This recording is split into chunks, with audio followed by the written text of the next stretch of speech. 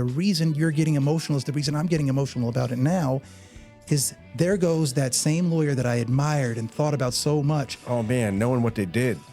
Knowing the way they changed. How they, like, you get like case law that they, and cases they won, and you like, you know, it's like watching, like you're a fitness guy, you're like an MMA guy, right? Yeah. It's like watching someone do a kick that you're just like, man, I could do that kick a million times. I could never do that kick. Right. You know? And then what do you do when that person gets too old to do the kick? Right. You teach another young kid to imitate the kick. You watch Mike Tyson fight Jake Paul. And it's embarrassing. Right. And Right. you would see that same giant of the industry that we just talked about. All of a sudden now they're working on a traffic case and they can barely walk and move and shuffle around the courtroom. And it's so ignominious, you know, just, and I don't mean to be bad. Like, I care about all those. And I think that's taking this back, and not to, I saw myself there, you know, at the beginning of COVID, you know, I had been practicing at that point in time, it was 2020. So at that point in time, I'd been practicing for 12 or 13 years. You know, I went through my kind of like my really rough spot in 2017, you know, where I kind of came, you know, you and I were talking earlier, man, I was doing well. You know, I was so proud of myself. I had the iPhone, and you were part of it. Like, I saw you with the iPad, and I saw you with that stylus. I don't know when it was, but I picked up on the fact that you had that. And I don't know if you were the one that talked to me about Evernote or one of the other ones, because I think I mentioned something. It might have been you or someone else. I was like, wait a minute, you telling me that I could be anywhere and practice law? That I could practice law from a favorite bar? I could practice law from a park. I could practice law from a boat. I could practice, you know, now I can't show up from a boat, but I can, like, all the crap, you know, bullshit that is the actual administrative aspect, right? You got to file the bar, you got to file the discovery, right? You know, the discovery motion. But I mean, all that takes is just to do document prep. And then once you find out which courts accept e-file by fax and or by even email to the prosecutor, now you can start working like the back chains. So now you can work, I mean, I was working probably like probably 24 courts, you know, on the regular, you know, and I never thought, because I'm going to court every day, but I forget that it's been 2 months since I've been to Chesterfield. And can I tell you the sad part about that? Yeah. And this is what you're gonna really think about. And we've talked about this all the time. Yeah. The sad part about that is eventually the system caught up with us. Yeah. Eventually everybody had the and iPad. technology. And yeah. that was a bad thing in some ways, because once the courts knew you had an iPad, once the courts knew you had a phone, when were you ever off the clock? Yeah, no, you weren't. Ever. Yeah, because that's it, the very freedom became the shackle. It became the shackle. And that's what I realized. And I was next thing I was working until midnight. That's exactly it, because your clients know that you're accessible 24/7. They know you didn't leave the office. The office doesn't leave you. It's sitting right there in your front pocket. Yeah, and then this kind of law has become, everything's an emergency, and a legal emergency is my Tuesday. And I'm handling 5 legal emergencies every Tuesday, Wednesday, Thursday, Friday. You know, my friend Rebecca called me the client whisperer. She was a protege of mine. And that's one of the things that helped me as well. Like, at some point in time, I recognized that I had the duty, that the people that raised me up as a pup, you know, that I had a duty and, quite frankly, a need. Because that's right around the time that I was getting, like, you know, that when you're doing everything yourself, at some point in time, you cut so many corners, you got a circle. And you can't cut any more corners. It's like no, I got a circle now, you know. And then you like cut too much, but now you're trying to carve that. Next thing you got like something that's like this large, you know. And you've got and then the problem is that something that isn't really that big of a deal, shouldn't be an emergency, now becomes an emergency, you know. Because there was a time I remember that it had been a decade since I had a laptop or a desktop, because I became so adapted to the phone and the iPad. But the problem is now that became the limitation. Comes the shackle. And you made fun of me earlier for being the old guy, and I'll tell you this old story.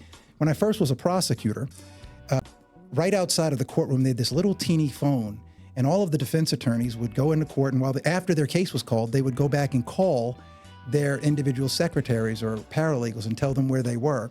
And that was the only connection that the outside world had to where they were. Yeah.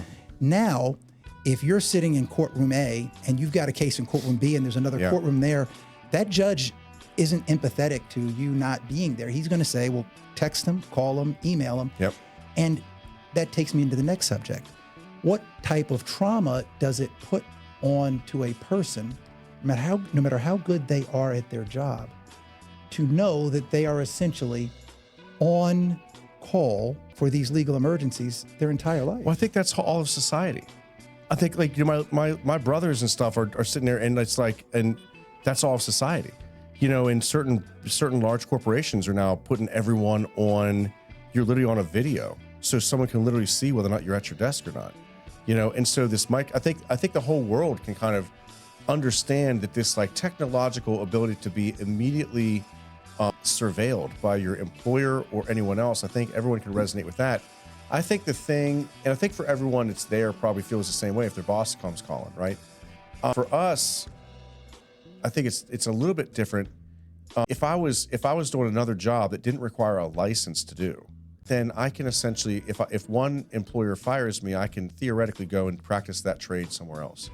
And I think for us, because our license is tied to even the ability to do it, that for one court or one lawyer to get upset with us, there are certain things that they can literally take our ability to do it. It's like cutting your hands off if you're a mechanic and say, sorry, you can't use your hands anymore.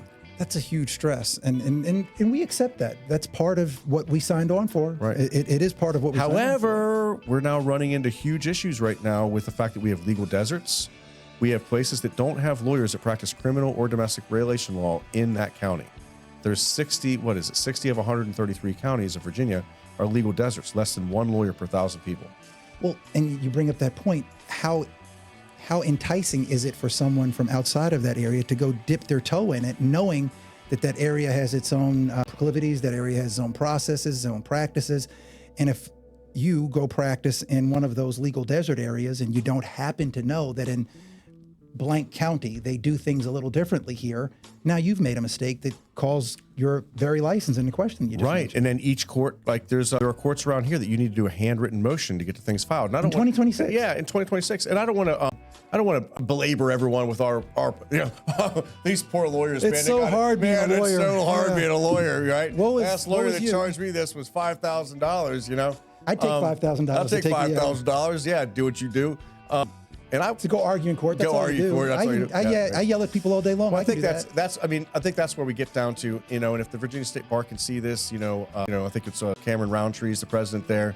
Not to call anyone to task, just to put out there that, we're talking about why is there a dearth of lawyers right now? Why are lawyers why they're saying that the people that are applying for the Virginia State Bar, that a Virginia State Bar application is 46% down from 2010, I think there's that EGAD thing that was just released that they did. It's like a 150-page thing of why do we not have enough lawyers to take care of society?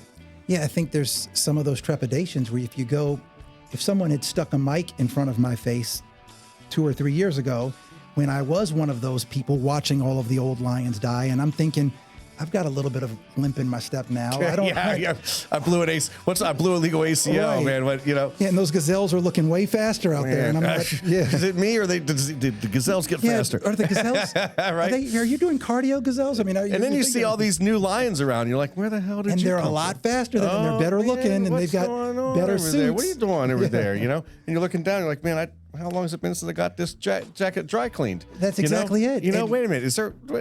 When's the last time I bought new suits? Right. And I'm thinking, I got a lot more in common with that sleepy old lion than I do with these young lions. Right. And if someone puts a mic in front of my face and said, hey, I'm thinking about law school, maybe I should go to law school, I'm not always so sure I could tell them that it's the greatest thing in the world.